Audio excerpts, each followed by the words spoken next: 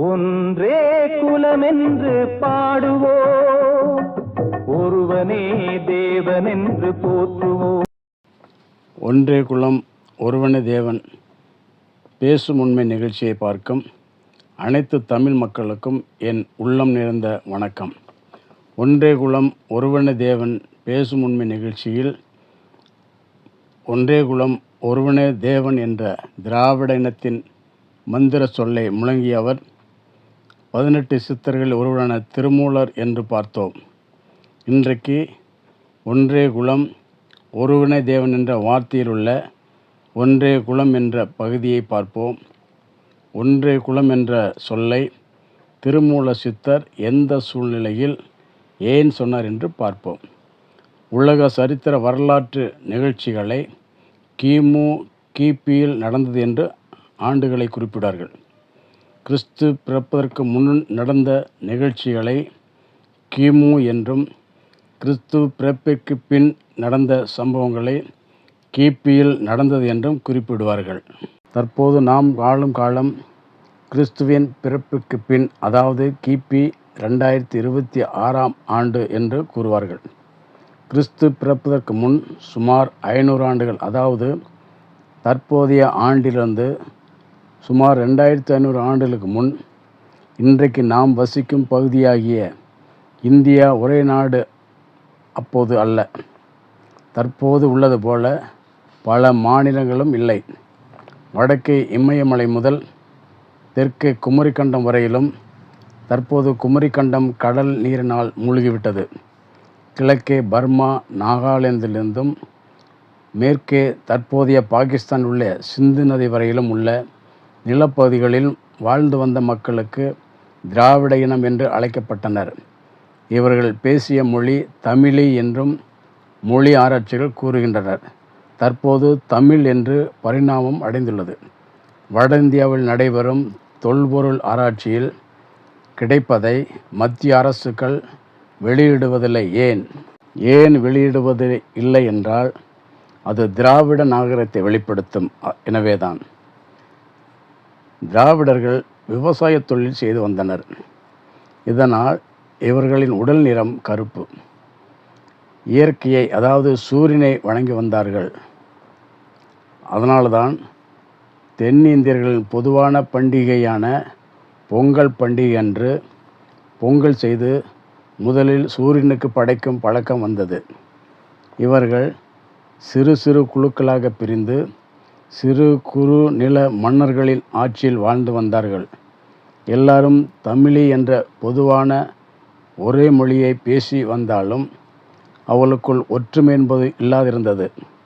இந்த சூழ்நிலையில்தான் மேலை நாட்டினர் சிறு சிறு குழுக்களாக இந்தியாவுக்குள் பாகிஸ்தான் பகுதியில் இமயமலையின் அடிவாரத்தில் உள்ள கைபர் போலன் கணவாய் வழியாக பிழைப்பு தேடி வந்தார்கள். இந்தியாவில் வாழ்ந்து வந்த திராவிடர்கள் சமண மதத்தையும் சிலர் பௌத்த மதத்தையும் பின்பற்றி வந்தனர். சமண பௌத்த மதங்கள் கடவுள் நம்பிக்கை இல்லாதவர்கள். சிறு சிறு குழுக்களாக வந்த மேலை நாட்டவர்கள் சிவப்பு நிறமான தோளுடையவர்கள். இவர்கள் அக்கினியை தெய்வமாக வழிபட்டு வந்தனர். அக்கினி தெய்வத்தை மகிழ்விப்பதற்காக ஆடு மாடு குதிரைகளை நெருப்பில் போட்டு யாகம் செய்வார்கள். சிறு சிறு குழுக்களாக இந்தியாவுக்குள் வந்த மேலை நாட்டினர் அவர்களின் தோல் நிறம் ஒரே நிறமாக இருப்பதனால் அவர்கள் ஒன்றாக பெரிய கூட்டமாக மாறினர். தங்களை ஆரிய இனம் என்று அழைத்து கொண்டனர். திராவிட சிறு குறு நில மன்னர்களின் அரண்மனைகளில் வேலைக்கு சேர்ந்தார்கள்.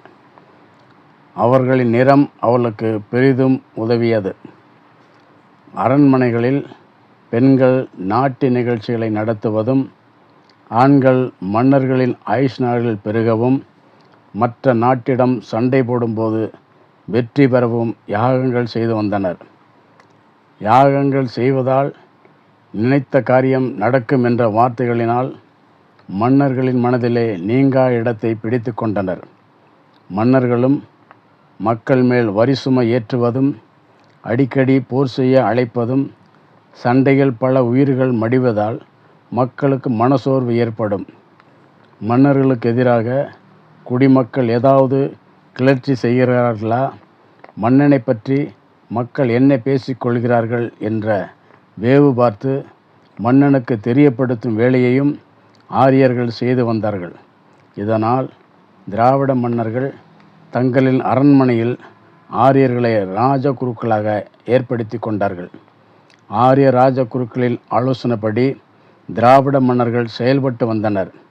ராஜகுருக்களின் ஆலோசனைப்படி ஒன்றாக ஒரே குலம், அதாவது பற்பல பிரிவுகள் இல்லாதவர்களாக வாழ்ந்தவர்களை பல பிரிவுகளாக பிரிக்க திட்டம் தீட்டி கொடுத்து, அதன்படி அந்தந்த தொழில் செய்பவர்கள் தொடர்ந்து அதே தொழிலைத்தான் செய்ய வேண்டும், இனி பரம்பரையாக செய்ய வேண்டும். அதே நேரத்தில் அந்த தொழில் செய்பவர்கள் வேற்று தொழில் செய்யும் இனத்தில் பெண் எடுத்தோ பெண் கொடுத்தோ திருமணம் செய்யக்கூடாது என்று மன்னர்களின் மூலம் ஒரே மணிகுலமாக வாழ்ந்து வந்த திராவிடர்களை தொழில்முறையின்படி பல பிரிவுகளாக, அதாவது பல குலப்பிரிவுகளாக பிரித்தார்கள். அந்த குலப்பிரிவிலும் சிலரை உயர்ந்த இனம் என்றும் சிலரை தாழ்ந்த இனம் என்றும் பிரித்தார்கள். இந்த காலகட்டத்தில் வாழ்ந்த சித்தர்கள் இறை வழிபாடு, மருத்துவ முறை மற்றும் மக்களுக்கு நல்நெறிமுறைகளை கற்றுக் கொடுத்து வந்தனர். தொழில்முறை குலப்பிரிவுகளை திராவிட மன்னர்களின் உதவியுடன் ஆரிய ராஜகுருக்கள் செய்த சூழ்ச்சியை அறிந்த சித்தர்கள் மன்னனின் கட்டளையை எதிர்த்தார்கள். அப்போது வாழ்ந்து வந்த திருமூல சித்தர் மனவேதனை அடைந்தார். திராவிட மக்கள் தொழில்முறையின்படி பல குல இனங்களாக பிரிந்திருந்து மக்களை பார்த்து ஒன்றே குலம் ஒருவனே தேவன் என்ற திராவிட இன முழக்கத்தை முழங்கினார். நாம் அனைவரும் ஒரே குலம்தான், அந்த குலம் மனித குலம் என்று கூறினார். பிற்காலத்தில் பல குலப்பிரிவுகள், அதாவது ஜாதி பிரிவுகளாக பரிணாமம் அடைந்துவிட்டது. ஒரே இனமாக, அதாவது ஒரே குலமாக வாழ்ந்த திராவிடர்களை பல பிரிவுகளாக பிரிப்பதை சித்தர்கள் எதிர்ப்பு தெரிவித்தார்கள். ராஜகுருக்கள் மன்னர் மூலம் சித்தர்களை கொடுமைப்படுத்தினர். இதனால் சித்தர்கள் பயந்து காடுகளிலும் குகைகளிலும் மறைந்து வாழ்ந்தார்கள். இந்தியாவில் மட்டும்தான் தொழில்முறை ஜாதி பிரிவுகள், ஏன் மேலை நாடுகளில் பிரிவுகள் உண்டு. ஆனால் நம் இந்தியாவை போல் அல்ல. வெள்ளை நிறத்தவர், கருப்பு நிறத்தவர், அவ்வளவுதான். வளைகுடா நாடுகளில் கூட முஸ்லீம் மக்களிடம் சன்னி பிரிவு, ஜியா பிரிவு என்ற பிரிவு மட்டும்தான் உள்ளது. ஏன் இந்தியாவில் வாழும் முஸ்லீம்களிடம் பட்டாணி, லப்ப என்ற பிரிவுகள்தான் உள்ளது. ஏன் இந்தியர்கள் என்ற நம்மிடம் இத்தனை ஜாதி பிரிவுகள்? ஜாதி மதங்களற்ற புதிய சமுதாயத்தை உருவாக்க பாடுபடுவோம். ஒன்றுபட்டால் உண்டு வாழ்வு, இல்லையேல் அனைவருக்கும் தாழ்ச்சி. அடுத்தடுத்து வரும் நிகழ்ச்சிகளில் ஜாதி, அதாவது குலப்பிரிவுகள் யாரால் உண்டானது என்று நம் பெரியவர்கள் முதியவர்கள் கூறியவற்றை பற்றி பார்ப்போம். இந்நிகழ்ச்சி தங்களுக்கு பிடித்திருந்தால் லைக் செய்து, சப்ஸ்கிரைப் செய்து ஆதரவு தாருங்கள். மற்ற தமிழ் உள்ளங்களுக்கும் அறிமுகம் செய்து ஆதரவு தருமாறு தங்களை அன்புடன் வேண்டுகிறேன். நன்றி, வணக்கம்.